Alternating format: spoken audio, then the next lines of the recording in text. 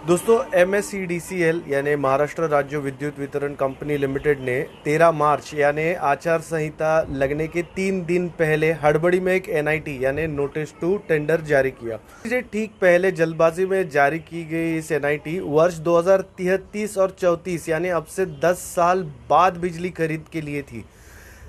MSEDCL ने इस मामले पर निर्णय लेने के लिए MERC की तत्काल सुनवाई की भी मांगनी की और सबसे बड़ी बात उन्होंने उससे पूर्व अनुमति नहीं ली थी।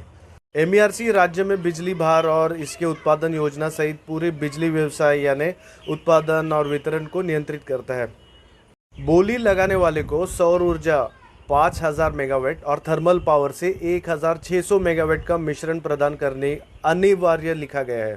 रूप से महाराष्ट्र के लिए पहली बार था कि ऐसा बोलीदाता की तलाश की जा रही है जिसके पास थर्मल और सोलर पावर दोनों उत्पादन करने की इतनी बड़ी क्षमता है।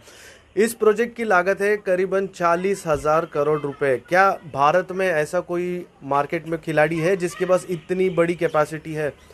उत्पादन राज्य के बाहर कहीं पे भी हो सकता है, राज्य के अंदर की मांग क्यों नहीं की? क्या इससे राज्य में रोजगार और राजस्व सुनिश्चित नहीं हो सकता था? लेकिन सही संयोग से 26 मार्च को बिजनेस स्टैंडर्ड ने एक रिपोर्ट प्रकाशित की जिसका शीर्षक था अडानी की नज़र 2030 तक 45 गीगावाट रिन्यूएबल एनर्जी क्षमता पर है।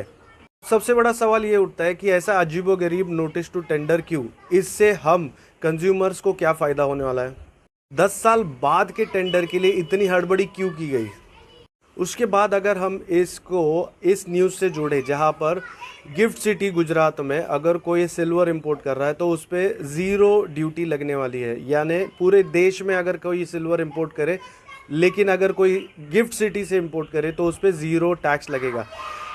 सिल्वर बहुत इंपॉर्टेंट कंपोनेंट होता है सोलर पैनल्स बनाने के लिए, जो कि अदानी के लिए बहुत बहुत फ़ायदेमंद होगा।